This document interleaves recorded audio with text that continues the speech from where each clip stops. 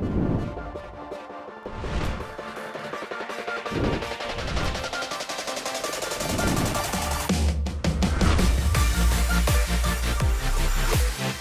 what's up, sports fans? Welcome to another episode of Sports, of course, with Jonah and RPF. In today's show, Pete, are the Jets good?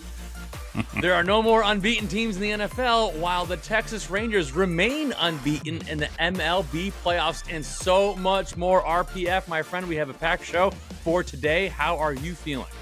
I'm good, man. This is the name of our podcast, Sports, of course, it's apropos this week, man. It's world is upside down in every way. The world is upside down. You can listen to us anywhere you listen to your podcast, Apple, Spotify, all the great platforms. You can also find us socially on Instagram and X, as well as our own dedicated YouTube channel. Just head over to any of those platforms, type in Sports, of course, with Jonah and RPF into the search bar, and we should pop right up for your listening pleasure.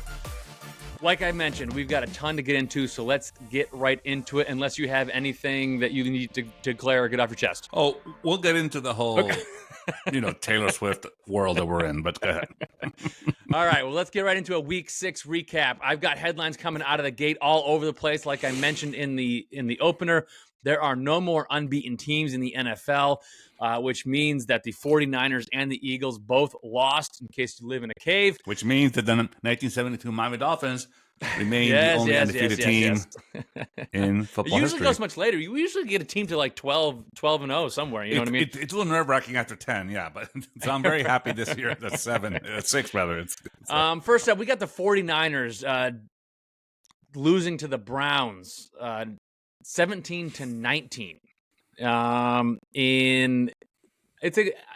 Personally, I'll let you obviously chime in too. Personally, I think this is a little bit kind of misconstrued because the 49ers did lose. Like the field goal was like it missed by like this much as time closed. Yes, but ultimately they lost. So hey, a loss is a loss, a win is a win. But I think more importantly for me, the 49ers got pretty dinged up in this game.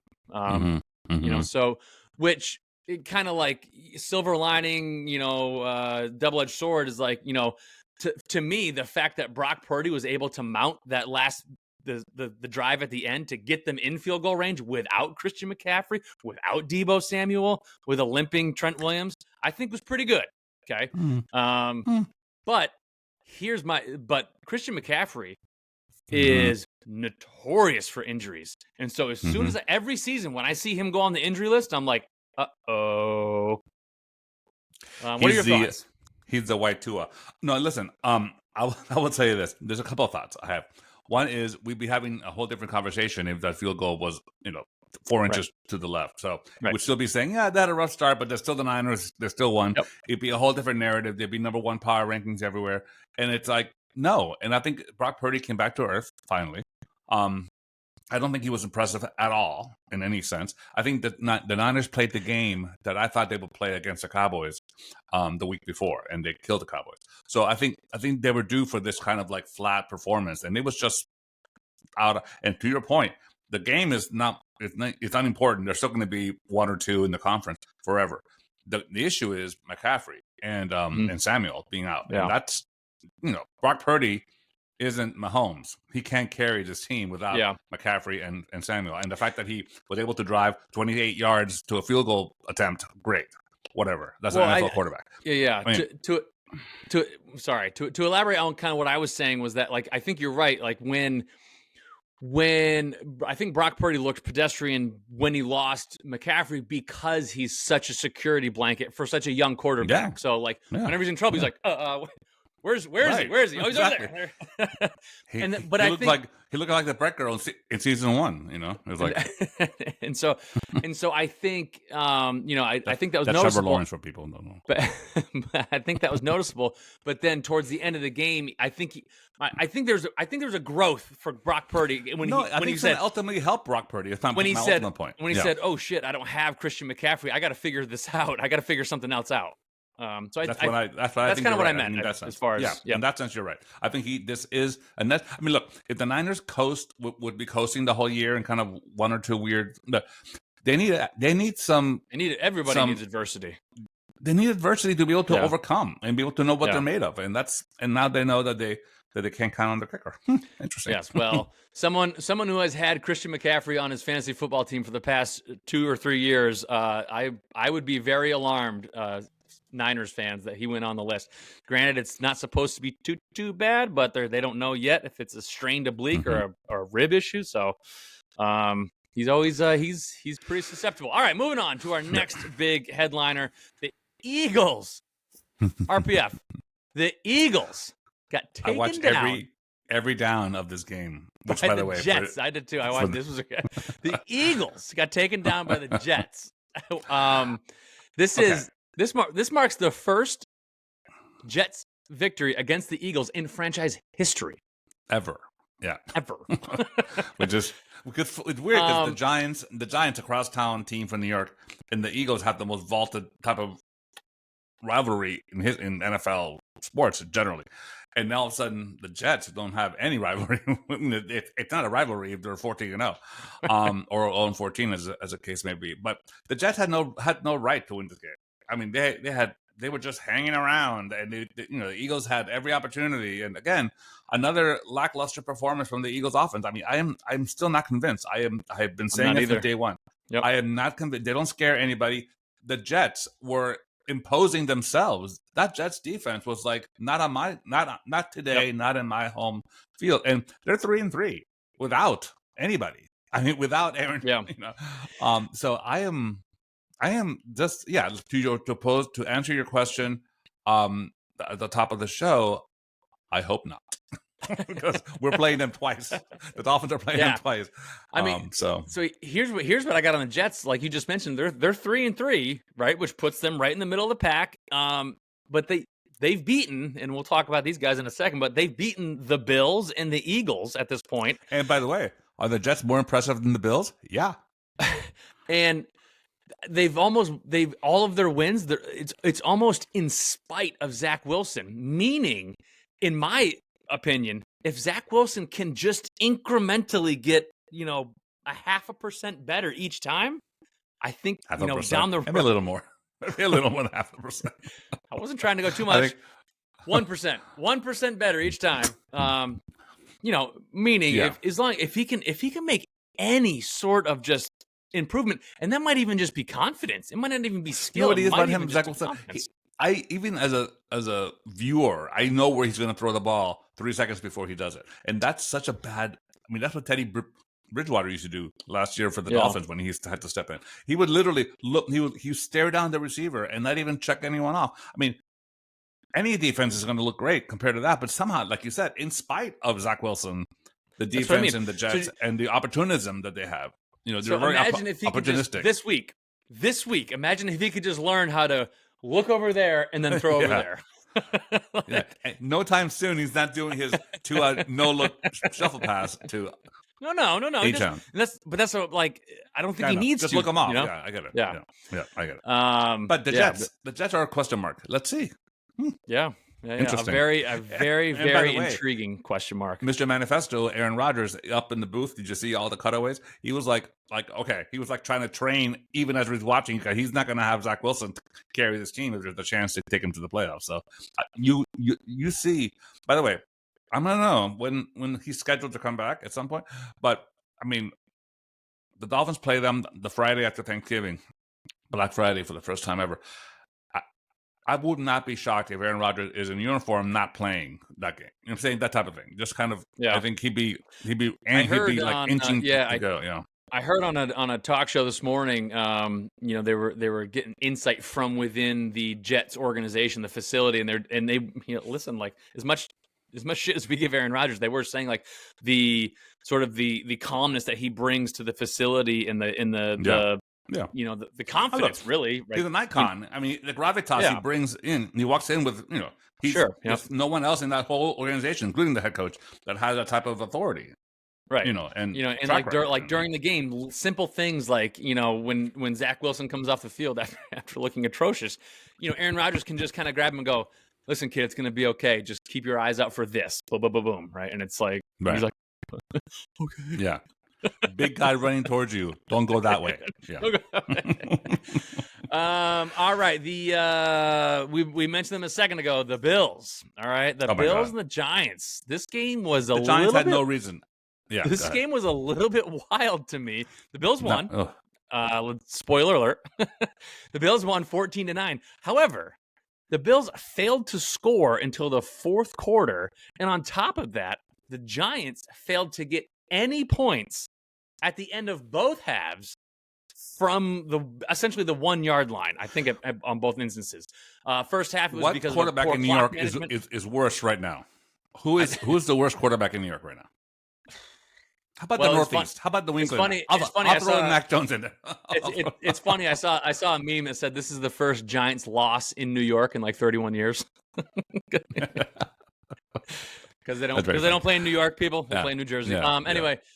Yeah, I was remarked at how I was like going through the game, and I kind of almost didn't even watch it. I was kind of going back and forth for a while. How did the Giants lose this game?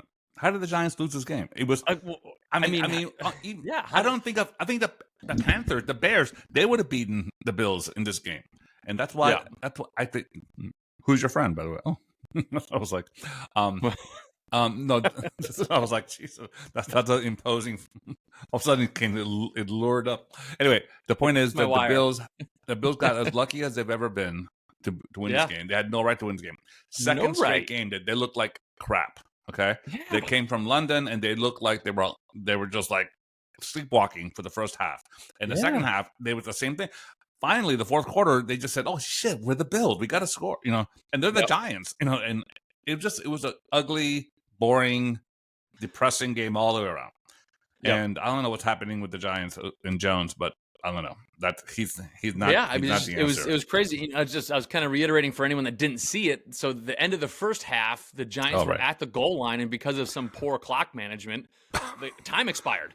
Take a knee. a complete Giant thing to do, but like they should have at least had 3 more points, if not 7, right? And then it becomes a whole different ball game. And then they were at the 1 yard line to win it with time expiring, and it was pretty close. They tried to go to Darren Waller, but it should not have been anywhere near that close for the Bills. And that leaves me with a lot of question marks for them. Well, I'll give you go through the next game, and then I'll give you a quick recap of what I think where we are. Okay. And then the last game, the last big one on the slate, and then we'll cover the rest of them in a little brief rundown. But the last big one on the slate was the Monday night game, which was the Cowboys edging the Chargers 20-17. It wasn't pretty, but as I said with the 49ers, and I suppose I have to say it for the Bills too, a win is a win, a loss is a loss, and a win is a win. So it wasn't pretty. The Chargers are the most snake bit team in the NFL. They literally have lost 4 of their games by 3 points or 3 or 7 one score games. Yep. I think even 3 points or less is crazy, that type of thing. But the stat that really stuck out to me for this one, indicative of the Dallas win, was 0 interceptions for Dak Prescott. And it's almost like it's not complicated. Dak doesn't throw picks, the Cowboys win. I mean, this is not. That's what I mean. Yeah. Last week he threw 3 straight passes that were picked off, which, by the way, it's pretty hard to do. But I literally cannot believe that. It's not difficult. And he ran the longest run of his career, an 18-yard run for a touchdown, untouched. But here's where we are. The Cowboys again eke out a victory. All of a sudden, a little Jekyll and Hyde still. The Chargers are still snake bit. I mean, and Herbert, by the way, this is on him. I mean, fine. The game is up and down.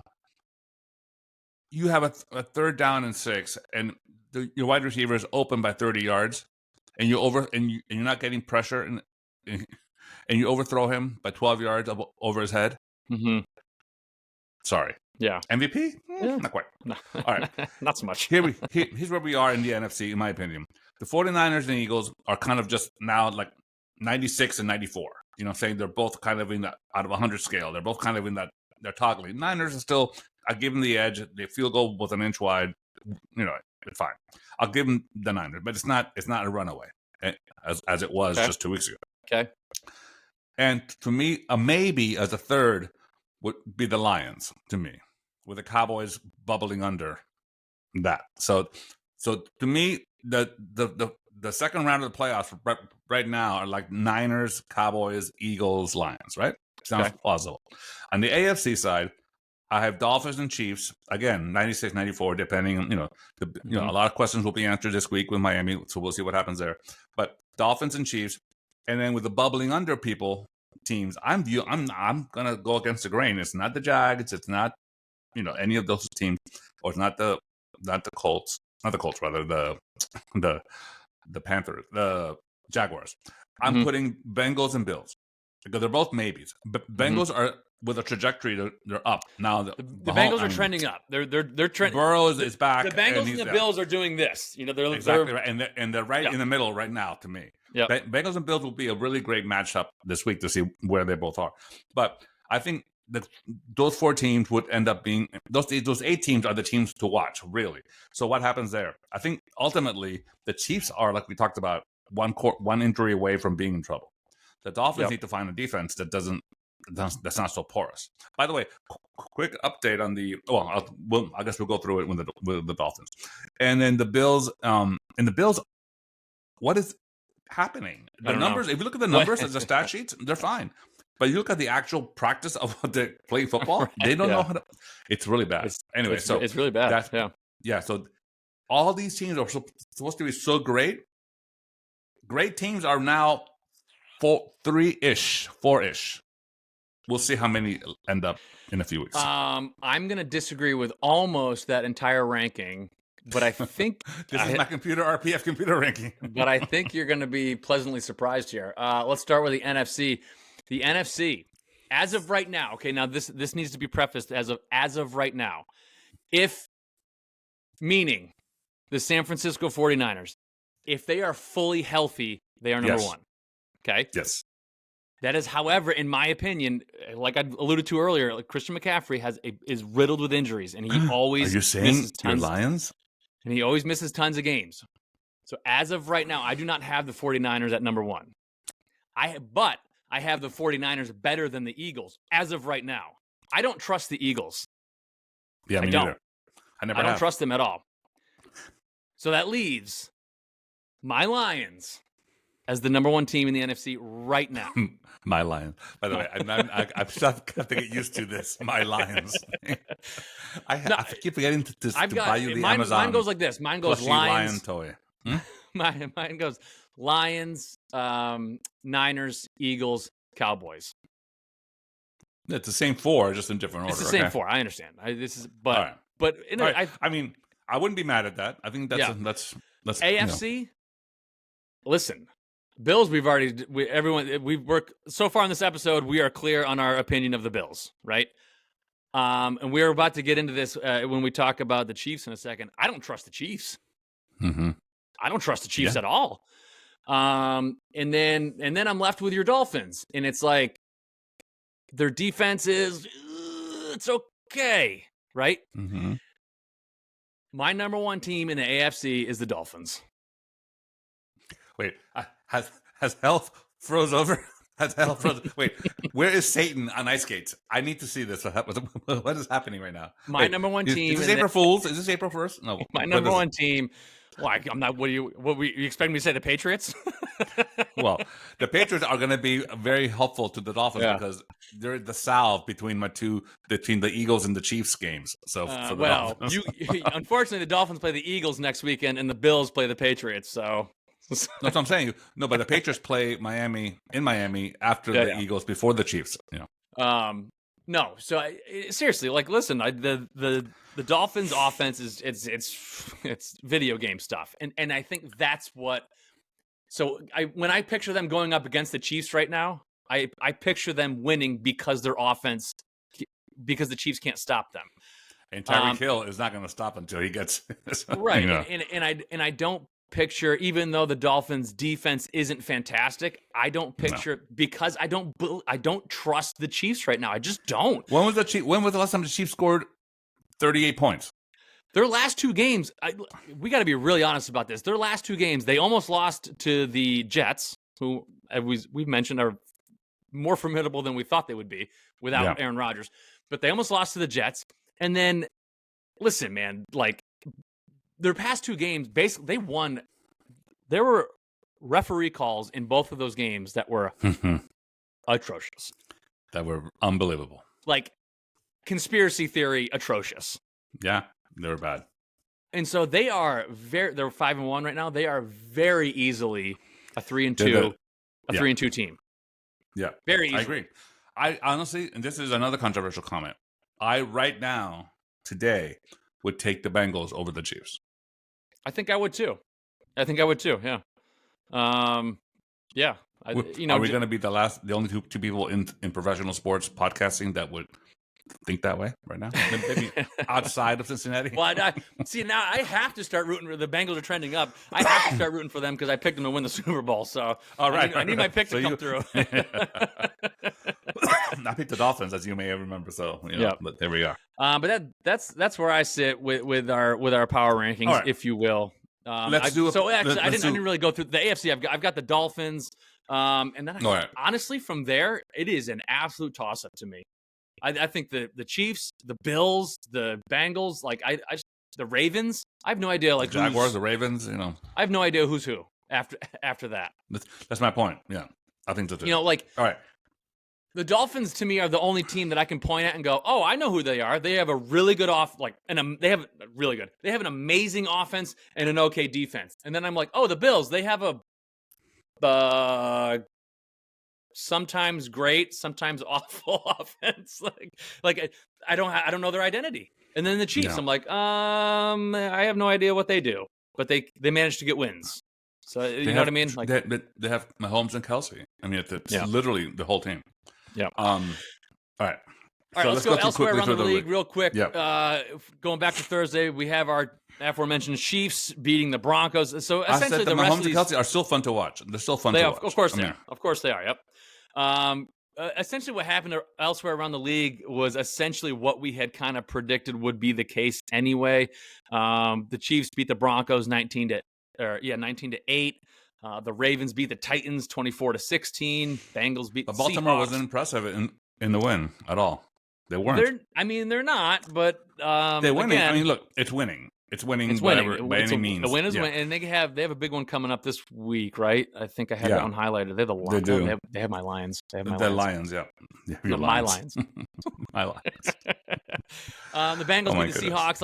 When I mean these games happened as we thought they would. Like, not only did the team that win was the team we thought was going to win, but even the scores are kind of indicative of what we thought would happen. The score in this one, the Bengals won 17-13 over the Seahawks. The Seahawks are a really pretty solid team, but Burrows looked better than 17 points. He looked like he was right. He looked like 28 points. You know what I'm saying? He threw for more than 115 yards for finally. Which basically was my threshold in college. The Jaguars beat the Colts 37-20. By the way, you should always throw for more yards than I can bowl. In one rule of thumb. That's a rule of thumb. Your Dolphins beat up on the Panthers 42-21. Hang on. RPF, are you a little nerved that the Panthers put up 21? No, listen. Well, the good news and bad news of that. I called roll the tape. Last week's podcast, I said 42-14 Miami. Mm-hmm. Okay. It was 42-14 until our number 2 quarterback, which was backing up Zach Wilson last year for the New York Jets, threw a pick 6 that literally was the worst pass in NFL history. It was literally here. It was here. Anyway, but it was that was the only. So it wasn't 21 points against the defense. It was 14 points. Got it. In the first 10 minutes, and then they said, "What the fuck are we doing?" And then they woke up, and then they answered. They were down 14-0, weren't they? 14-0 in. Yeah. And I was actually sitting back, having my Diet Coke, going, no. And it literally took all of a minute and a half to get back into this orbit. Yep. And of course, Tyreek did the bomb. Did you see that? By the way, the greatest seller. By the way, of all the accolades that Miami has this year, and there are many, don't forget they had the most epic touchdown celebrations. They're all choreographed. They're very good, yes. Did you see Tyreek in his touchdown? No. I didn't watch the game. Okay, right. 41-yard pass, in the pocket, beautiful, on a dime. in the end zone. He literally he's in the end zone. The backflip. Is that? And he grabbed the phone from a guy that was there. He does a backflip with a video on. Yeah. Which, by the way, it's pretty impressive that he was able to do that. And then he gave it back to the guy. Anyway, brilliant. The point is, quick facts. Tua today, passer rating number 114, yards 1876, number 1, touchdowns number 1, 14. He's first in attempts for touchdowns, in attempts for yards, in attempts for completion and yards. Across the board, he's number 1. I'm done talking to people about his fragility, his whatever. He's part of the system. He's doing the job. He is the man. He's QB1 for us, and he's going to lead us to the promised land. So that's week 6 update for the Dolphins. All right. Okay, sounds good. By the way, I'm still not over the fact that you picked Miami as the top team in the AFC. I'm very, very happy about that. You concur with the RPF computer. Yeah, I don't want to spend too much time on that. So we're going to move on. The Vikings elsewhere. The Vikings beat the Bears 19-13. Yeah, Here's one for you. The Texans beat the Saints 20-13. How about the Texans? Here's one for you. Is quarterback for the Texans, rookie quarterback for the Texans, C.J. Stroud. Is he better than Bryce Young? Did the Panthers pick the wrong quarterback in the draft? Listen, I'm always going to be very, very hesitant to jump on rookie quarterbacks. Both good and bad. That's good policy just for hygiene as well. By the way. I'll wait my turn. Well, exactly. There's a whole queue of young women that would be first up before you can get in there. So it's like Santa's lapping you. You have to wait till the kids go first. I don't know. I mean, obviously, when you just look at the sheets of paper, I mean, you're inclined to say yes. Look, yeah. But I don't know. I don't know. It's a troublemaker question. It's not fair. It's not too early to tell. They're both playing well. Bryce, by the way, had some moments against the Dolphins that he looked like he was standing up. Yeah. By the way, and Tua had a great moment after the game. I don't know if you saw. He kind of hugged him and talked in his ear for about 2 minutes and said, they're both former Tide, they're both from Alabama. They're both the Crimson Tide. Bryce Young went to Alabama watching Tua, and that's the reason he chose Alabama. Anyway, so after the game, Tua hugged him and said, it was in his ear for about a couple of minutes, telling him, "Don't listen to the naysayers. Keep, it's your progress. It's not anyone else's. Keep the noise out. If anyone knows that drama is him." So anyway, so I thought that was very good of a mentor type of big brother type thing to help out a fellow Crimson Tide. Yeah. Let me answer your question this way between C.J. Stroud and Bryce Young. Am I shocked that the Panthers are 0-5? No. Am I shocked that the Texans are 3-3? I am. Yeah. Listen, I had this question a million times posed to me about Herbert and Tua. They went back to back, and Miami picked Tua, and it was like, "Are you crazy? You had Herbert right there." And I'm not hearing that so much today. So it just depends on the team around you as well. Right. Yeah, absolutely. Next up, elsewhere around the league, we have the oh my God, the Raiders 21 over the Patriots 17. In this game just ended. Sad. This game was sad. It was so sad. I was sad to watch. I was sad. So sad. It ended like I just want the Patriots seasons need to end on that safety that happened. Like they should just call it. They should just call it. Sad. Listen, I don't want to feel sad for the Patriots. I've invested my half my adult life in hating them, and I can't believe I'm sitting here feeling utter. And now you can't hate them anymore because it just makes you a bully. Right, exactly. Like you're insulting someone with a speech impediment or something. It's like It's like, oh my God, this guy's like. It's like watching the Glee TV show when you're bullying the geeky kids into the locker or something. God, the Patriots cannot get out of their own way to win. Oh my goodness, it's really bad. It's okay, but it's okay because. By the way, how bad is our good-looking George Clooney Garoppolo guy? I thought Garoppolo was going to be the guy this year. Even before he got hurt, he was just not great. Not great. But it's okay because you know what is great is that my Lions beat the Bucks 20-6, and then the Lions look good in defense. By the way, that's the thing. The Lions have Goff has been doing this thing, but hasn't been going it hasn't been a pinball machine like last year, offense wise. But they're doing enough.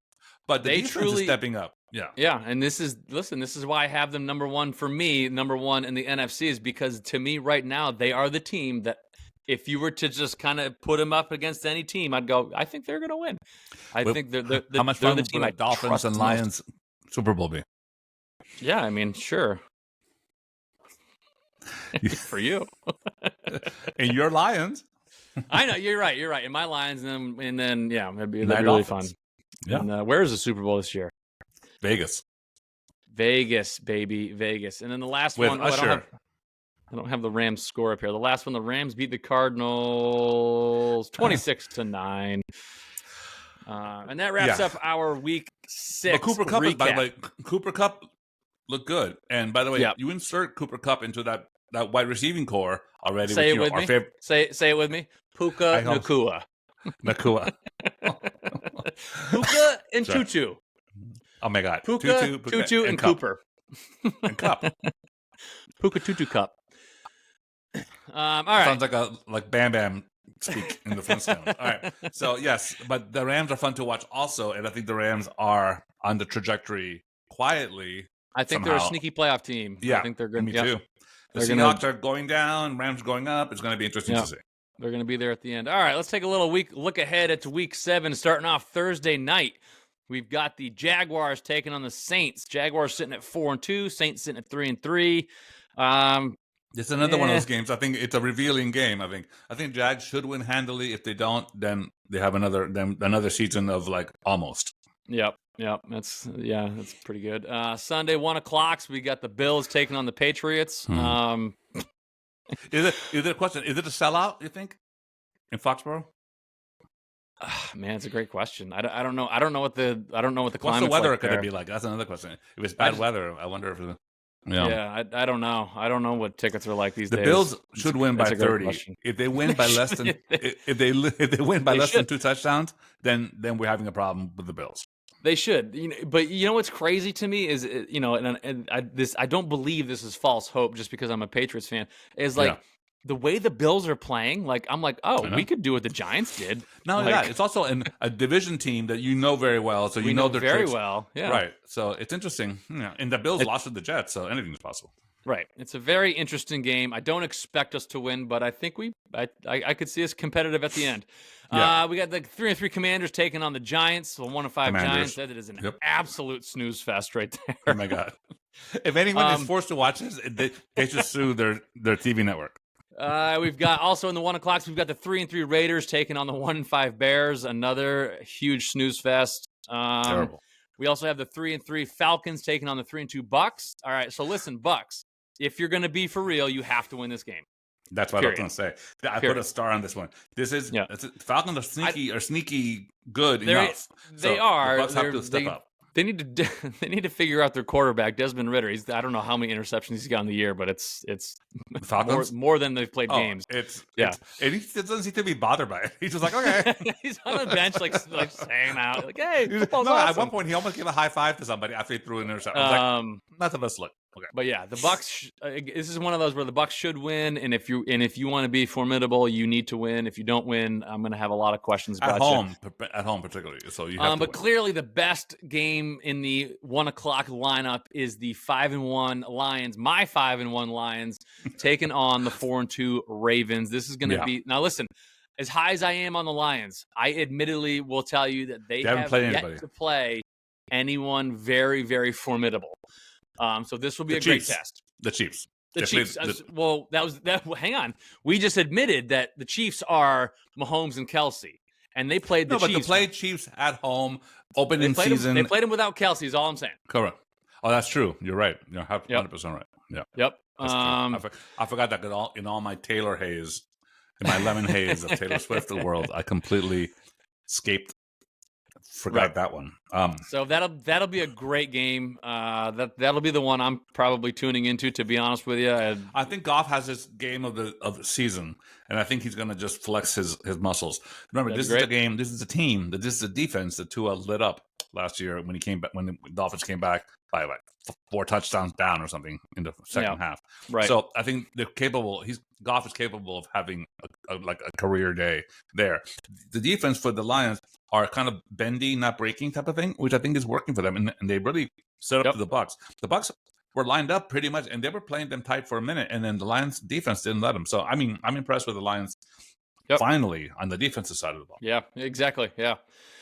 Moving into our 4:00 slates, we've got the 3-2 Steelers taking on the 3-3 Rams. I think the Rams are going to run away. The Bucs, I think for the Rams, right? If you want to be who you think you are, then you need to win this game for sure. Yeah, for sure. We got the Rams have too many weapons offensively, and the Steelers can't keep up offensively. So that's I mean, you brought up a great point. Like, we kind of have been sort of forgetting the fact that the Rams have been without Cooper Kupp these past 4 games. Cooper Kupp was games. the MVP candidate just a year right, ago. Yeah, so, he was like, their world might be changing. We got the 1-5 Cardinals taking on the 3-2 Seahawks. Nothing there really. Yeah. Seahawks. If you're going to stay competitive, you got to win this game. Yeah. The 2-3 Packers are taking on the 1-5 Broncos. If Denver loses at home again, honestly, to the Packers, anyway, I can't. And then probably our best game on the 4:00 slate is the 2-3 Chargers against the 5-1 Chiefs. And the reason I say it might be the best game is because of the fact, if you've been listening to the first half of the show, I am not high on the Chiefs. And I think the Chargers, even though they're at 2-3, like you said, they are the snake bitten team. I see this as a potential upset. This is, wait for it, drum roll please, the RPF upset special of the week. Yes. This is a new segment I just introduced. This is the RPF upset special of the week. Chargers and Chiefs, which I guarantee an upset. Now, I started this with the Bills and Jaguars in London. Now I'm saying that the Chargers will absolutely beat the Chiefs. Yeah, I see it happening. In Kansas City. I see it happening. And what's crazy to me is the ESPN analytics, blah, blah, blah, take it for whatever it's worth, gives the Chiefs a 68.5% chance to win, almost a 70% chance to win. No. That is one of the highest percentages all year. No, not a chance. 51, maybe 50.5 versus 49.9. It should be like 50-50 if anything. Yeah. Like I said earlier, the Chiefs are not. I'm sorry. The Chiefs barely got by the Jets and the Vikings. Yeah, you're right. Honestly, thanks to the refs.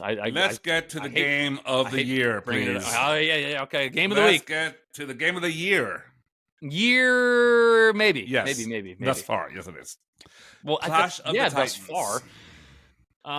Yes. Week 7. 5-1 Sunday Night Football, primetime, baby. 5-1 Dolphins. RPF's 5-1 Dolphins are taking on the 5-1 Eagles. RPF. Vegas has the over/under set at 52. Is this going to cut it? Oh, that's a joke. I thought that's only for the first half. I think. I mean, give me a breath. That's like by 10 minutes into the second quarter. I mean, we're like, 50. I mean, that's kind of what I said. I mean, come on. That's 26 each, right? Please. That's like no. All right. So now, what do you got? Have a chance. Let me tell you what I got, and maybe you can go off of this. I have. If this game to me is location based, I think if this game was in Miami, I would take the Dolphins. I think with it in Philly, I'm a little bit more hesitant to take the Dolphins, but I think I'm going to. Oh, listen, what you're taking the Dolphins?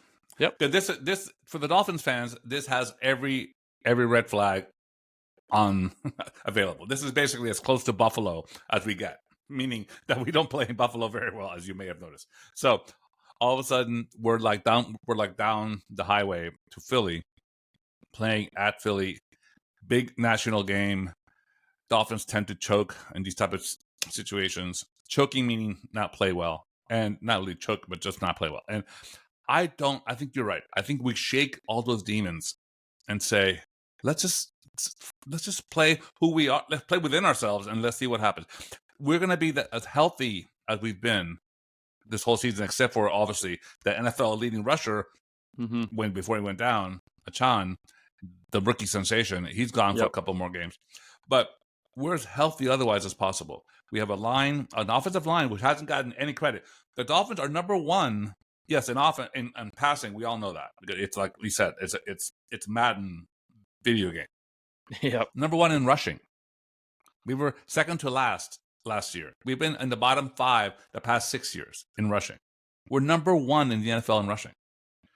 That's the part that excites me. That's the thing that when we can't have Tua and Waddle and Tyreek, expect them to do every single play perfectly. On 3rd and 7, if Waddle drops the ball, then our game is over? No, it can't be that. So now we have the balance. Now we have the coaching scheme, the play calling, the health. All of it's firing. So now it's time to put up or shut up, because now we have the Eagles in Philly. I also agree. then we have the JV, the junior varsity girls softball team. I'm sorry, the Patriots in Miami, and then we go to London to play the Chiefs. That could be another monster game if both teams end up being 7-1 and facing each other. But after that, I mean, that's going to be. This is the test. The Eagles and Chiefs bookended, with a little pastry treat in the middle with the Patriots. So, I'm saying Dolphins by 3 or something crazy, because I think the Dolphins don't like to play outside in the Northeast. Don't like to play outside the home. There's going to be some disruption. Kelsey's going to break the record that game for the most consecutive starts of any Eagle in history. He's a center. He's going to be powering through for all the running game. I think the runners are going to have a field day against Miami, unfortunately. I think we'll get some opportunistic, quarterback pressure. We'll get some stops. We'll get a one pick that proves to be pivotal. But it's not going to be a blowout either way. It's going to be a nail biter, unfortunately. So I'll be up till midnight with the Quran and the Bible and the everything and all the good books, trying to pray my Dolphins on. But I do think we will eke out a win and move forward. So, and you think you feel more confident than me, I think, about the Dolphins. Yeah, well, that's just because you're trying to sandbag yourself, so you don't feel as bad if they do lose. But a feeling you know nothing about this season. No, I do now because essentially I literally just hung my head. The luxury I have now is that I get to sandbag myself every single weekend, because every single weekend I don't think we're going to win. So when we do, I'm like, aha! No, but that safety was painful, though. Let me tell you something. Oh my gosh, it was so gross. No, I do. I think the Dolphins pull this one out. I just don't trust the Eagles, and that's kind of the bottom line. Another barely winning team that should be winning by a lot against is the next game, the Monday night game. Monday night, we got the 5-1 Niners taking on the 2-4 Vikings in Minnesota. You got something up your sleeve for Kirk Cousins is pissed. Kirk Cousins wants to have a game. Does Kirk Cousins get pissed? Like, he just seems like he doesn't. He gets pissed. He's a white straight guy pissed. He's like, golly gee, gosh darn it. Yeah, exactly. He gets pissed in the sense that he's going to prove him. He's going to try to have a great game. The Niners are flat and confused by this whole injury thing. And if they stay injury ridden, you're right. I agree with you. It'll be a good game. I don't know if I'm ready to jump on the Vikings doing it. I think the Niners are still going to eke it out. But I don't think it's going to be a blowout. No, particularly at Minnesota. Yeah. I agree. Okay. All right. That wraps up our football talk for the day. Except we haven't talked about. Are you kidding me? We haven't talked about Travis Kelce's girlfriend.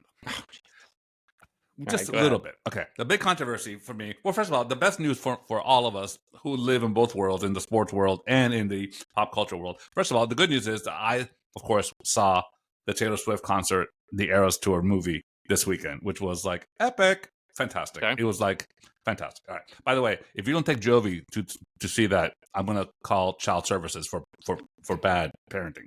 You have to go see it. It's really a fun time. All right. The big controversy for me, well, it was Thursday night game that he had. So he was able to go all weekend and stay with her in her apartment in Tribeca. Very nice apartment. And they both made cameos on SNL at the premiere of SNL. So Travis, they had a whole skit about Fox Sports, talking about Taylor Swift the whole time. It's very funny. You should see it on YouTube with Howie Long and JB and everyone talking about Taylor Swift the whole time. Okay. And JB finally says, "Finally, we have someone that wants to talk football." And then they cut to Travis Kelce. Actually, Travis Kelce is talking about, it's very funny. And then a bit later in the show, Taylor Swift introduces Ice Spice, who's her friend. He was a rapper, and she's a rapper, and she's her friend. Anyway, so then they had all weekend. They went hopping around New York City in different restaurants and Nobu and everything. But the big controversy is among the Swifties versus the NFL people, the KC fans. Is their nickname, their couple nickname, like Bennifer is Ben Affleck and Jennifer Lopez, is their nickname Trailer, which sounds like something from Cops TV show, which is Travis and Taylor, or Tavis. Because according to the Swiftie Nation or to Taylor Nation, which has 600 million people who follow her, that Taylor doesn't take second place to anybody. So her name should be first before his. So he was nobody, according to the Swifties, compared to what she is about. So Tavis is now coming up the rear as possible name for them versus Trailer. Where do you weigh in on the Trailer versus Tavis controversy? Trailer, moving on to MLB playoffs. Now for baseball. I just have to make sure that my Taylor Nation and Swifties are up to date with everything. Here's what I want, actually, RPF. I want my wife to get on this show and tell you that I said that they should be called Trailer before it was even announced on. I think she usually watches and your wife is like me, a pop culture maven. So that's a very very. Because I think it was, I think she does the who's NBC is morning show is with Hoda, right? She watches that show, and it was the day after when she first showed up and the whole world was like losing their minds, and she needs to come on this show and verify this for me. I said, well, wouldn't they be called Trailer? And I kind of people who don't know your wife would be happy to come on the show and negate that if the opposite was true. She'd be very happy to say that never happened. But I kind of laughed because it's Trailer. It's kind of funny. But I was like, should they be called Trailer? And then anyway. So moving on to actual sports. Getting back to actual sports, and then we got to wrap this up. Baseball. MLB playoffs have been it's been strange. They haven't been like captivating, but they've been intriguing in the fact that they've just been so lopsided, like unbelievably lopsided. If the baseball playoffs could be an emoji, it's the eyes with a side eye. It's the side eye emoji. Like, what is happening? Like I think you mentioned the top 5 teams in baseball have gone 1-12 in the playoffs. Yes. The best, the Dodgers, 5 the Braves teams. Yes, the Orioles. All of them, except for the Rays, who finished with 99 wins, had 100 wins. Had 100 wins or more, and the Rays didn't because they had 99. And then all 5 of those teams, those the Orioles, Rays, Braves, Dodgers, and who am I forgetting? That's it. No.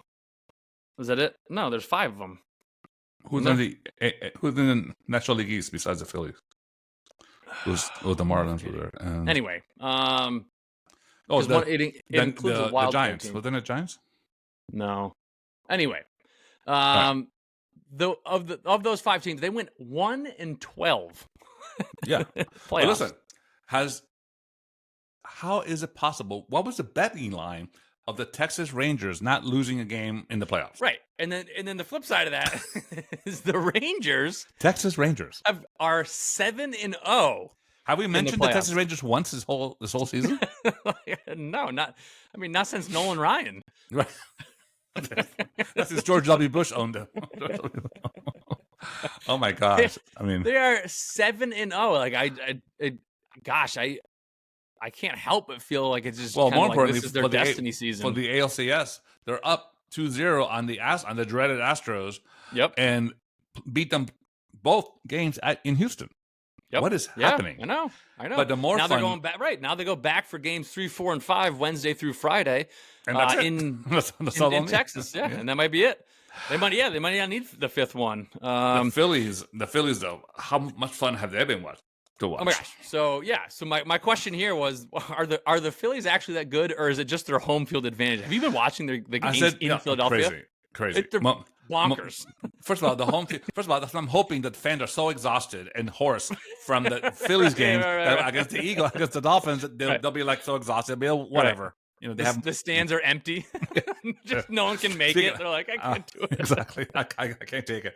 So, but I think momentum is a thing. Let me tell you something. I mean, between Texas and the Phillies, but the Phillies, they're riding this like.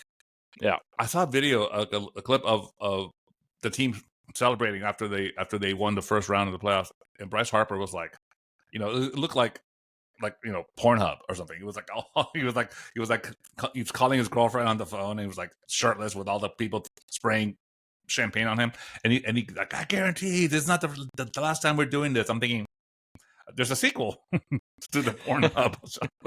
Anyway, but it was very funny. I think the Phillies and Rangers are just destined. They're both playing like teams of destiny, and I think that's going to be.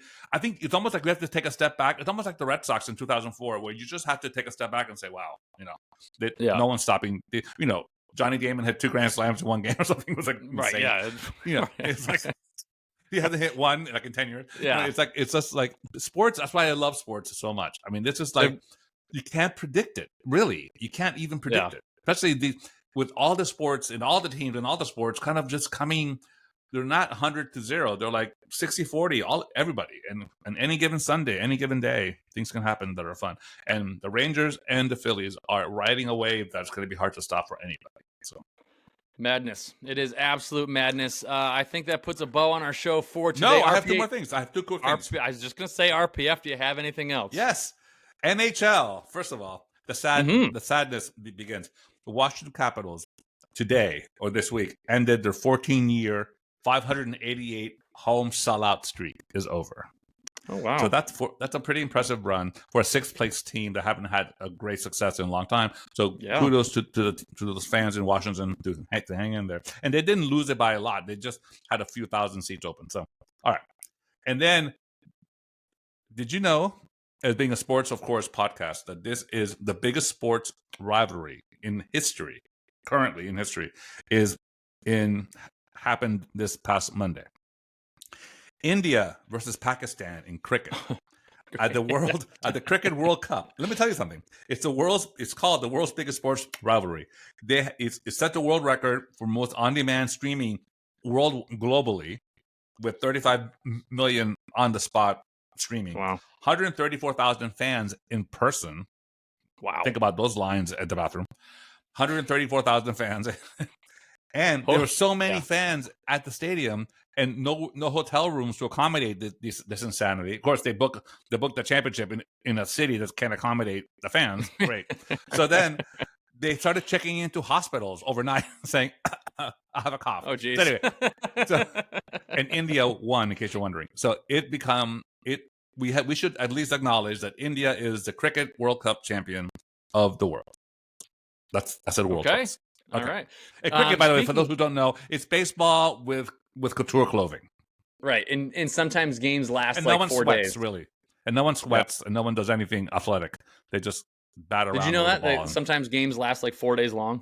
No, I do know that. That's why it's like no one actually sweats or no one does anything. But it's called a sport. Not unlike curling in Canada, which I love. Speaking of obscure sports, well, not really obscure, but did you see the latest